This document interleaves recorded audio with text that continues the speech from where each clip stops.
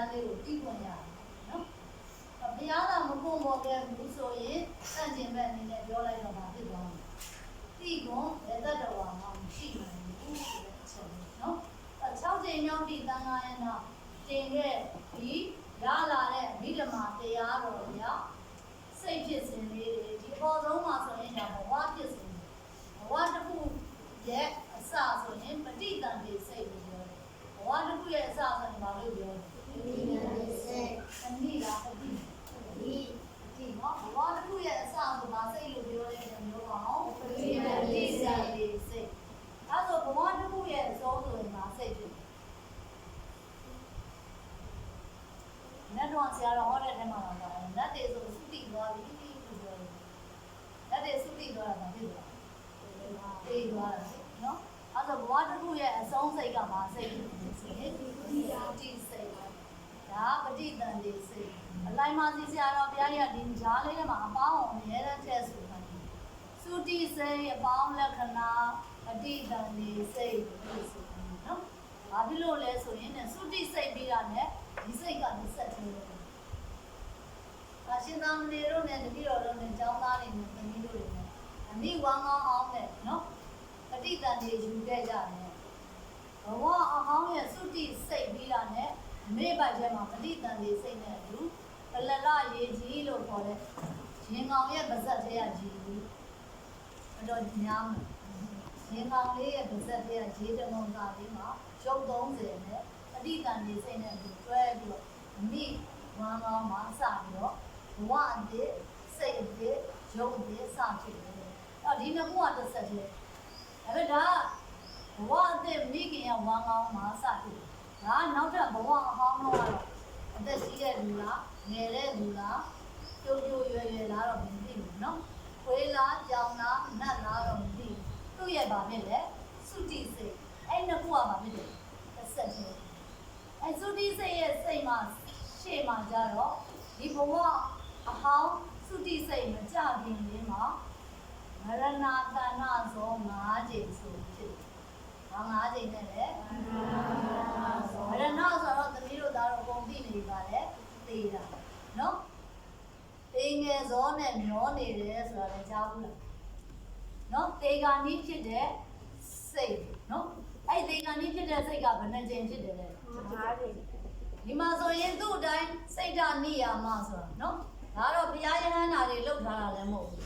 လောကတတ္တဝါတွေအားလုံးရဲ့စိတ်ဖြစ်စဉ်ကိုစိတ်ဓာတ်နိယာမလို့နော်ဘယ်တတ္တဝါဖြစ်ဖြစ်ခွေးဖြစ်ပါစေနတ်ဖြစ်ပါစေမြမာဖြစ်ပါစေ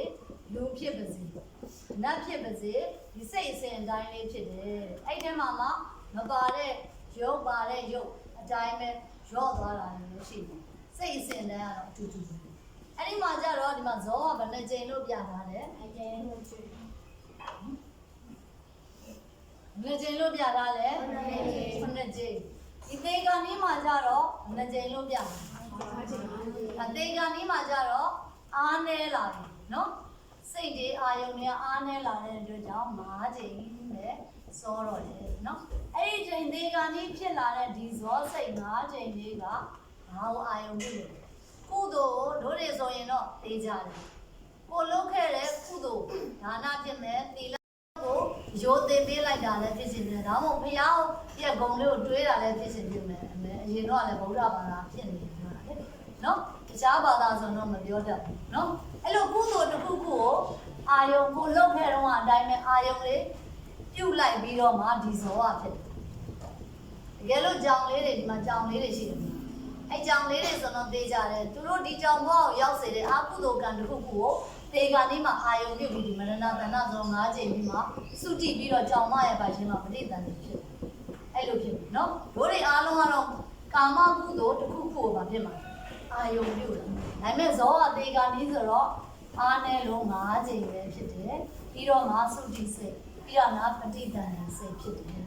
အမိဝမ်းကောင်းထဲမှာပဋိသန္ဓေစိတ်ဆိုတာဥပ္ပတ္တိခုဆရာလေးပြောလိုက်တာမမြင်ဘူးလားဥပ္ပတ္တိဘင်ဥပ္ပဆိုစပြီးတော့ဖြစ်ပြရတယ်ပြက်အဲ့လိုအဲ့စိတ်ကလေးကလည်းဘလောက်မှမကြောက်ဘူးတစ်စက္ကန့်မှာဆိုရင်စိတ်ကလေးကဂရေပေါင်း3သိန်းတောင်ဖြစ်တယ်စိတ်ရဲ့ကြာချိန်ကအင်မတန်မနည်းဘူးလေတ တစ်စက္ကန့်မှာတော့မှကလေးဘယ်လောက်တသိန်းဖြစ်ပြနေတယ်ဆိုစိတ်ရဲ့အချိန်ကအမှန်တန်နဲတယ်အဲ့ဒီလောက်အချိန်လေးပဲသူကဖြစ်သွားတာနော်သူ့နဲ့ရှင်ဘက်ကဘာနေလဲဆိုတော့ရုပ်တရားလေးတွေဘာဝရုပ်30အဲ့ဒီ30နဲ့အတူဘဝစအဲ့စိတ်လေးချုပ်သွားတာနဲ့တပြိုင်နက်တည်းဘဝင်ဆိုပြီးဘယ်နှကြိမ်ဖြစ်တယ်လဲ16ကြိမ်အချင်းဘဝင်စိတ်ဘယ်နှကြိမ်ဖြစ်လဲ16ကြိမ်အဲ့တော့ပဋိသန္ဓေစိတ်နဲ့ဘဝင်စိတ်16နဲ့ပေါင်းရင်သင်္ချာပညာရှင်များဘယ်နှလောက်ဖြစ်သွားလဲစိတ်18ကြိမ်စိတ်18ကြိမ်အရောက်မှာပဲအားရနှလုံးသွင်းနဲ့ဆက်ဆက်ပြီးတော့စင်ကျင်တဲ့မနောဒွါရဝဇန်းစိတ်။ဘာစိတ်တဲ့လဲ။မနောဒွါရဝဇန်းစိတ်။မနောဒွါရဝဇန်းစိတ်စင်ကျင်တဲ့စိတ်ကလေးပေါ်လာတော့ဒါစိတ်ဘယ်နှကြိမ်ဖြစ်သွားပြီ။18ကြိမ်။ဒီချာပြောမယ်18ကြိမ်ဖြစ်သွားပြီနော်။အဲ့စိတ်18ကြိမ်နဲ့ဒီကလလရေကြီးမှာရှိတဲ့ရုပ်30ကိုဘဝအသစ်စိတ်ကလည်းဘယ်နှကြိမ်ဖြစ်လိုက်တဲ့စိတ်18ကြိမ်ရဲ့ရုပ်30ရဲ့ကိုတွေ့တာနှစ်သက်တဲ့စိတ်ဖြစ်တယ်အဲ့ဒါကိုဘဝနိကန္တိကလောဘဇောဘာဇောတဲ့နော်ဘဝနိကန္တိကလောဘဇောတစ်ဆက်တည်းနော်ဒါဒီမှာမလောက်လို့ဆရာလေးတောက်ထားတယ်နော်ပြန်ဆိုကြည့်ပါဦးဘဝနိကန္တိကလောဘဇောဘဝနိကန္တိကလောဘဇောဘာမှအလေးဆုံးပစ္စည်းထမ်းတာရတယ်သူကတော့နည်းနည်းဒုက္ခများနော်အလေးဆုံးပစ္စည်းရမယ်ဟာလက်ခုံအဲ့တော့ဘဝအသစ်ကိုတွေ့တာနှစ်သက်နဲ့ဇောဘယ်နှကြိမ်ဖြစ်တယ်လဲ9ကြိမ်ဆိုတော့ဇောဟဲ့လူဆရာကြီးပြောဒီမှာဇောနဲ့9ကြိမ်ဓမ္မတဇောဒုတိယတဇောတတိယတဇောစတုထတဇောပြင်စမတဇောသတ္တမတဇောတတ္တမတဇောဇောဘယ်နှကြိမ်လဲ9ကြိမ်အဲ့9ကြိမ်မှာဆိုဘယ်ဇောကအားပြင်းဆုံးဖြစ်လဲဟုတ်တယ်9ကြိမ်မြောက်ဇောကအားပြင်းဆုံးပဲเนาะဒါကြောင့်ဒီလိုဇောလေးတွေရဲ့အကျိုးပေးတဲ့အခါကျရင်ပထမဇောကဒီဘဝချက်ချင်းအကျိုးပေးတယ်တတ္တမဇောကကြတော့ဒုတိယဘဝကိုအကျိုးပေးတယ်နော်အလေဇော5ချက်ကကြတော့ကိုတန်လျာမှာယဟန္တာဖြစ်ပြီးနောက်ထပ်ဘဝအသစ်မချုပ်သေးသေးဘဝဖြစ်တိုင်းလိုက်အကျိုးပေးဖို့တန်းစီတယ်နော်ဒါကြောင့်ခုနကတော့ဆရာမစာမစိုးခင်စာအောင်စိတ်ဝင်စားပါစေသေချာကြည့်ပါစေဆိုပြီးပြောတယ်တို့တွေတိတ်ကလည်းဒီလိုကောင်းမှုတွေပါဖြစ်တယ်လောက်ခဲ့မှာဘုရားယဟန္တာတွေကိုပူးမြော်ခဲ့တဲ့ဘဝတွေရှိခဲ့မယ်မြတ်စွာဘုရားရှင်ကိုတော်တိုင်ဟောကြားတဲ့အဘိဓမ္မာတရားတော်တွေနာကြားခွင့်ရခဲ့တဲ့ဘဝကောင်းလေးတွေလည်းရှိခဲ့တယ်ဟုတ်တယ်မလားအဲ့ဒါကိုတတိနားလဲတဲ့ယဟန္တာတွေကိုလည်းပူးမြော်ခဲ့ဘူးလိမ့်မယ်အဲ့ဒီကံရဲ့ဇောကြောင့်ခုလိုဒီစာလေးတွေပါလို့မြင်ခွင့်ရတာဘုရားရဲ့တပ္ပေညုတဉာဏ်နဲ့ဟောတဲ့ဗိဓမာဒေသနာတော်မှာဟောတဲ့တရားလေးမြင်ခွင့်ရတာလို့ပြောတာအဲ့ဒီအလေဇော5ချက်ကအကျိုးပေးတာသူကလည်းအကျိုးပေးပြီးရင်ကုသိုလ်ပဲဖြစ်ဖြစ်အကုသိုလ်ပဲဖြစ်ဖြစ်ပတ်စံလို့ပဲအကျိုးပေးပြီးရင်ဘာဖြစ်သွားလဲပတ်စံသုံးပြီးရင်ဘာဖြစ်သွားလဲ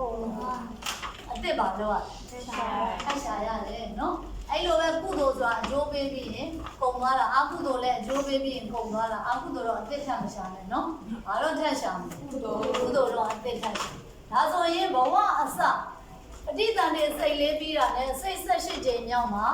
အရင်ဦးဆုံးကုသိုလ်နဲ့အကုသိုလ်ဘယ်ဟာကအရင်စဖြစ်လဲအကုသိုလ်ဘာအကုသိုလ်လဲဘောဂတော့စပြီးတော့ဖြစ်သွားတဲ့ဘဝကိုပဲတွေ့တာနှစ်သက်တယ်လို့ပါတယ်ဒါကြောင့်မြတ်စွာဘုရားလူစဉ်ကာလတော့ကငွေလည်းမဖြစ်ခဲ့ဘူးလားဖြစ်ခဲ့တယ်လေနော်ငကားလည်းမဖြစ်ခဲ့ဘူးလားအဲ့တုန်းကဆိုရင်လည်းအဲ့ရသွားတဲ့ဘဝကိုတွေ့တာနဲ့စိတ်ဖြစ်တာနော်နောက်တစ်ခါဆရာတော်ဟောတဲ့အထဲမှာပါတယ်လေချီပိုးတော့ကောင်ဖြစ်သွားတဲ့ဘယင်မာကြီးလေဟုတ်လားအဲ့ဘယင်မာကြီးကနောက်ထပ်ဘဝအသစ်မှာသူဘယင်ကတော်တော့အင်မတန်တင့်တယ်လှပပဲဘယင်ကလည်းအင်မတန်ချစ်တဲ့ဘဝအောင်နဲ့နှစ်သက်နေမယ်လို့ထင်လားချီပိုးတော့ဘဝအောင်နှစ်သက်မယ်လို့ထင်တယ်